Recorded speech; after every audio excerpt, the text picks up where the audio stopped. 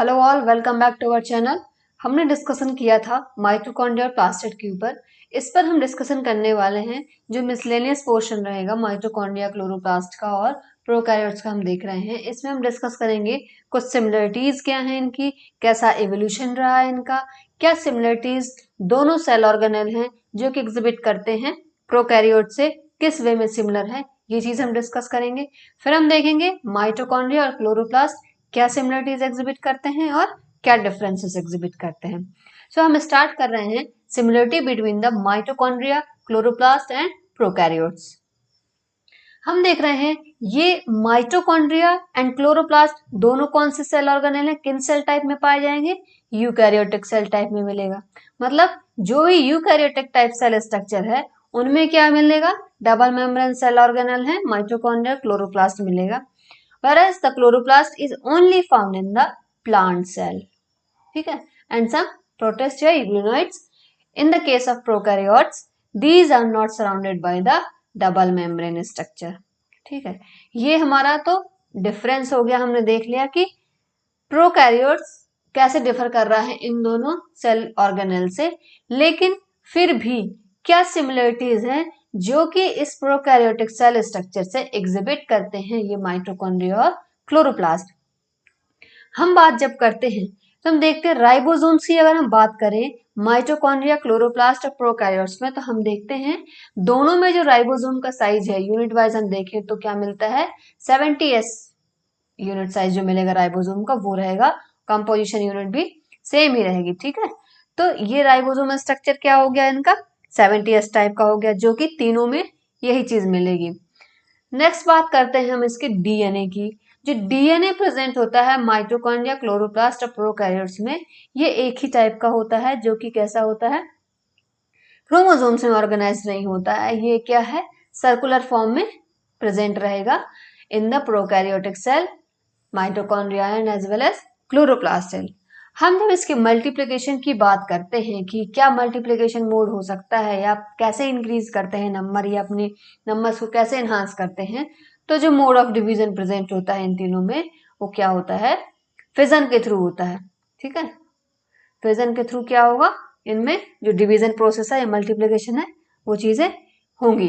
तो तीनों में चीजों में सिमिलरिटीज क्या हो गई, 70s राइबोसोम का स्ट्रक्चर हो गया, सर्कुलर डीएनए हो गया, और मोड ऑफ मल्टीप्लिकेशन भी जो क्या होगा वो फिजन के थ्रू होगा।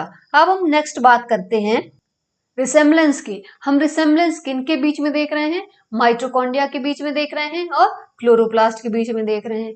मतलब ऐसे क्या फीचर्स हैं जो माइटोकॉन्ड्रिया सेल ऑर्गेनेल है और जो क्लोरोप्लास्ट सेल ऑर्गेनेल है, ये दोनों एग्जिबिट करेंगे सिमिलरिटीज। ठीक, हम देखते हैं कि माइटोकॉन्ड्रिया जो है वो क्या फंक्शन परफॉर्म कर रहा है, रेस्पिरेशन परफॉर्म कर रहा है। ठीक है, और जो हमारा क्लोरोप्लास्ट है वो क्या परफॉर्म कर रहा है, फोटोसिंथेसिस परफॉर्म कर रहा है।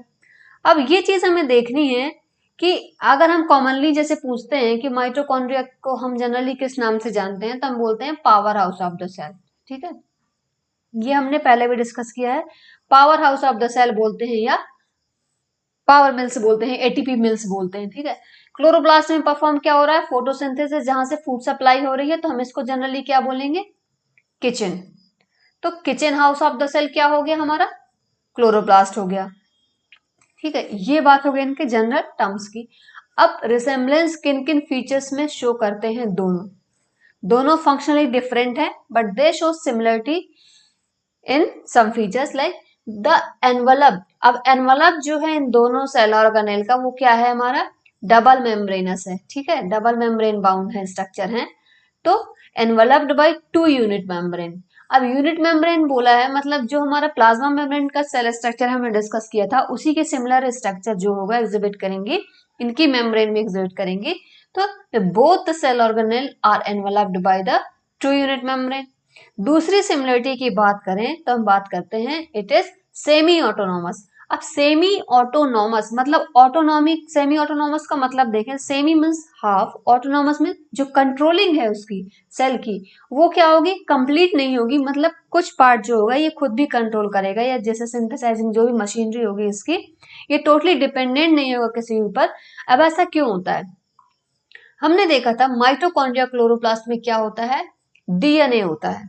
ठीक है, डीएनए कैसा होता है, इसमें सर्कुलर होता है। अब ये डीएनए जो है ये रिस्पॉन्सिबल किस लिए होगा, ये आरएनए का सिंथेसिस करेगा, रेप्लिकेशन परफॉर्म करेगा, ठीक है। तो ये चीजें क्या हो गई, इसमें इसको क्या बनाती है, इसको सेमी ऑटोनॉमस सेल ऑर्गेनेल बनाती हैं, जो कि खुद इतना ज्यादा डिपेंड नहीं रहेगा दूसरी चीजों पर, खुद की भी कुछ सिंथेसाइजिंग प्रोसेसेस ये परफॉर्म कर लेगा। बात करते हैं हम अकर्स इन यूकैरियोट्स ओनली। हम बात करते हैं ये दोनों सेल ऑर्गेनेल्स हमें किसमें मिल रहे हैं, यूकैरियोटिक सेल स्ट्रक्चर में ही मिल रहे हैं, क्योंकि हमने बात की थी यूकैरियोटिक सेल में डबल मेम्ब्रेनस स्ट्रक्चर ही मिलते हैं और वेल ऑर्गेनाइज्ड न्यूक्लियस रहता है, ठीक है। मल्टीप्लिकेशन की बात करें हम, तो मल्टीप्लिकेशन हम क्या देख रहे थे, कौन से मोड से हो रहा है, फिजन के थ्रू हो रहा है। जो डिवीजन प्रोसेस हो रही है किसके थ्रू हो रही है, फिजन के थ्रू हो रही है। हम बात करते हैं इसमें कंटेंट, जो हमारा जो मैट्रिक्स था इसमें, जिसमें कि हम माइटोकॉन्ड्रिया में जो मैट्रिक्स था उसको हम क्या कर रहे थे, माइटोकॉन्ड्रियल मैट्रिक्स बोल रहे थे। और यही चीज हमारी जो क्लोरोप्लास्ट में प्रेजेंट थी उसको हम क्या बोल रहे हैं, जो मैट्रिक्स प्रेजेंट है क्लोरोप्लास्ट में इसको हम क्या बोल रहे हैं, स्ट्रोमा, ठीक है। स्ट्रोमा में हमारी क्या हो रही थी, डार्क रिएक्शन परफॉर्म हो रही थी। ये जो दोनों सेल ऑर्गेनेल का मैट्रिक्स है इसमें क्या क्या प्रेजेंट है, हमारा सर्कुलर डीएनए प्रेजेंट रहेगा, 70s राइबोसोम्स प्रेजेंट है और आरएनए प्रेजेंट है। आरएनए में तीनों टाइप के आरएनए प्रेजेंट होंगे, ठीक है। अब हम बात करते हैं symbiotic origin from the prokaryotes. इसकी जो हम अभी डिस्कशन करेंगे कि सिम्बायोटिक ओरिजिन जो कंसीडर किया गया है माइटोकॉन्ड्रिया क्लोरोप्लास्ट का, तो ऐसा माना जा रहा है कुछ थिंकर्स के द्वारा कि इनका जो ओरिजिन है वो सिम्बायोटिक ओरिजिन है, किनके थ्रू, प्रोकैरियोटिक सेल के थ्रू हुआ है। अब कैसे हुआ है वो डिस्कशन हम देखते हैं। ऐसा माना गया था कि जो छोटे छोटे स्मॉल फोटोसिंथेटिक प्रोकैरियोटिक सेल थी, जिनको हमने नाम दिया था ब्लू ग्रीन एल्गी, तो इनसे क्या हुआ, they got into certain large heterotrophic eukaryotic cell structure में वो क्या हो गई, चली गई। फिर जैसे कि हम प्रोटिस्ट की बात कर लें, फिर जो इनका एसोसिएशन हुआ it proved further beneficial for the both the partner. अब इसमें बोथ पार्टनर कौन से हो गए, ब्लू ग्रीन एल्गी हो गया, और जिसके अंदर होस्ट सेल जो थी हमारी यूकैरियोटिक सेल उसमें गई। अब ये बेनिफिशियल दोनों के लिए था। तो अब इसमें जो लार्ज हेटेरोट्रॉफिक था वो क्या था, ये जो एटीपी प्रोडक्शन हो रहा था, ऑर्गेनिक मटेरियल जो प्रोड्यूस हो रहा था बाय द स्मॉल फोटोट्रॉप्स, किसके थ्रू हो रहा था, फोटोसिंथेसिस के थ्रू, क्योंकि इसमें क्या हो रही थी, प्रोसेस ऑफ फोटोसिंथेसिस परफॉर्म हो रही थी। तो एटीपी का जो फॉर्मेशन हो रहा था वो ये यूज कर ले रही थी। उसके बदले में जो स्मॉल फोटोट्रॉप्स थे they got from their large heterotroph host cell protection. अब ये क्या मिल रहा था इनको, प्रोटेक्शन मिल रहा था कौन, यूकैरियोटिक सेल जो स्ट्रक्चर था उससे क्या हो रही थी, जो स्मॉल सेल्स थी जो प्रोकैरियोटिक सेल थी वो क्या मिल रहा था इनको, प्रोटेक्शन मिल रहा था, और सेम टाइम में फूड ही मिल रहा था, जबकि फोटोसिंथेसिस परफॉर्म नहीं हो रहा था जब डार्क एनवायरनमेंट में प्रेजेंट होते थे। तो इस तरीके से जो इनका एसोसिएशन बना तो दोनों के लिए क्या हुआ, बेनिफिशियल रहा। और यही फोटोट्रॉप्स जो होते गए क्या हो गए, चेंज्ड होते गए, जैसे जैसे टाइम बढ़ता गया, एवोल्यूशन पीरियड बढ़ता गया और मॉडिफाइड होते गए, और ये किस में कन्वर्ट हो गए, क्लोरोप्लास्ट में कन्वर्ट हो गए। तो ठीक है, क्लोरोप्लास्ट फिर क्या बन गया, यही हमारा फोटोसिंथेटिक सेल ऑर्गेनेल बन गया होस्ट के अंदर ही। तो इसका हमारा जो क्लोरोप्लास्ट का हम एवोल्यूशन बोले तो इस तरीके से हुआ। अब माइटोकॉन्ड्रिया के एवोल्यूशन की बात करें तो उसमें हम देखते हैं कि ऐसे कुछ थिंकर्स हैं जिनको क्या बोला गया, ऐसा माना गया कि जो माइटोकॉन्ड्रिया है, तो पहली बात तो हमें ये पता है कि ये रेप्लिकेशन परफॉर्म करने के लिए क्या है, कैपेबल है, क्योंकि इसमें डीएनए प्रेजेंट है, ठीक है।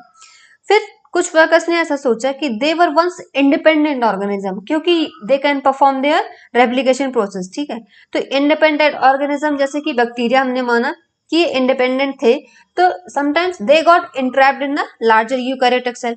जब ये यूकैरियोटिक सेल जो लार्ज साइज सेल थी इनके अंदर इंट्रैप्ड हो गए, और क्या बना लिया इन्होंने, एसोसिएशन, सिम्बायोटिक एसोसिएशन बना लिया। फिर क्या किया इन्होंने, दे change into useful into inseparable component.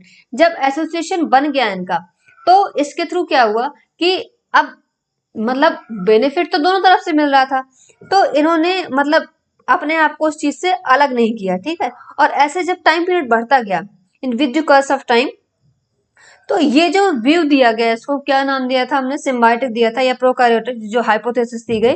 तो इनकी जो हाइपोथेसिस का जो व्यू दिया गया वो किस पर बेस्ड था, सिम्बायोटिक हाइपोथेसिस या जो प्रोकैरियोटिक हाइपोथेसिस जो है, तो माइटोकॉन्ड्रिया का ओरिजिन कौन सा है, प्रोकैरियोट हाइपोथेसिस के थ्रू दिया गया। तो ये दोनों हाइपोथेसिस किसकी थी हमारी, जो प्रोकार्योटिक ऑरिजिन से कैसे हुआ सेल का, जो कि मेनली डिपेंड किस पर था, जो एसोसिएशन हुआ, सिम्बायोटिक एसोसिएशन हुआ दोनों का, मतलब प्रोकार्योटिक सेल से, किनका, माइटोकॉन्ड्रिया और क्लोरोप्लास्ट का। ठीक है, ये डिस्कशन इसमें हो गया। अच्छा, अब डिफरेंसेस की बात कर रहे थे कि जो माइटोकॉन्ड्रिया क्लोरोप्लास्ट है वो क्या डिफरेंस फीचर्स शो करते हैं एक दूसरे से। उसमें हम क्या देखते हैं, जनरली जो माइटोकॉन्ड्रिया है ये all type of eukaryotic cell structure में प्रेजेंट होगा, बट जो क्लोरोप्लास्ट है वो यूकैरियोटिक की केवल प्लांट सेल में ही मिलता है, एनिमल सेल में क्या होता है, एब्सेंट रहता है। पिगमेंट्स की बात करें तो जो माइटोकॉन्ड्रिया है उसमें क्या होगा, पिगमेंट एब्सेंट होगा। ठीक है, पिगमेंट लैक होगा, इसमें किसी भी तरह का पिगमेंट नहीं पाया जाएगा, लेकिन हमारी जो क्लोरोप्लास्ट है उसमें पिगमेंट प्रेजेंट रहेगा, जो कि रिस्पॉन्सिबल रहता है किसकी, फोटोसिंथेसिस के लिए, या कलर जो इम्पार्ट करता है सेल वो उसके लिए। ठीक है, माइटोकॉन्ड्रिया होता है जो it uses oxygen, but in the case of chloroplast it releases oxygen. हम बात करते हैं फंक्शन की, फंक्शनल कितने टाइम रहते हैं। जो माइटोकॉन्ड्रिया है it is functional all the time, पूरे टाइम फंक्शन परफॉर्म करता है, बट जो क्लोरोप्लास्ट होता है it function only in the sunlight, तभी जब फोटोसिंथेसिस की प्रोसेस परफॉर्म हो पाती है। ठीक है, माइटोकॉन्ड्रिया के केस में हम देखते हैं कि it does not trap any kind of light energy, but in the case of chloroplast it trap light energy in the chemical bond of organic compounds. ठीक है, ये बात हो गई हमारे जो भी डिफरेंसेस थे माइटोकॉन्ड्रिया और क्लोरोप्लास्ट के। ठीक है, अब इसमें जैसे हमने एक चीज क्रिस्टी की बात की थी हमें, तो जो क्रिस्टी होती है ये इनर मेम्ब्रेन का जो हमारा जो इनफोल्डेंस बनती है, तो ये क्रिस्टी अटैच रहती है इनर मेम्ब्रेन से, बट हमने जब क्लोरोप्लास्ट में डिस्कशन किया था कि जो इनर मेम्ब्रेन है वो ही डिटैच होकर के क्या फॉर्म कर रही थी, लैमेलीज का फॉर्मेशन कर रही थी। तो यहाँ पर क्या डिफरेंस हो गया, ये जो लैमेली है वो इनर मेम्ब्रेन से क्या हो गई, सेपरेट हो गई यहाँ पर। तो ये चीज एक डिफरेंस हो गया। तो बेसिक यही चीजें थी, डिफरेंस और सिमिलरिटीज और ओरिजिन के बारे में हमने डिस्कस कर लिया। यही कुछ मतलब मिसलेनियस पोर्शन है इसका, काफी इंपॉर्टेंट भी है क्योंकि थोड़ा एडवांस इसमें आ जाता है, इसलिए डिस्कशन था। ठीक है, आपको जो भी डाउट्स हैं आप कमेंट सेक्शन में पूछ सकते हैं related to all these cell organelles. Thank you very much.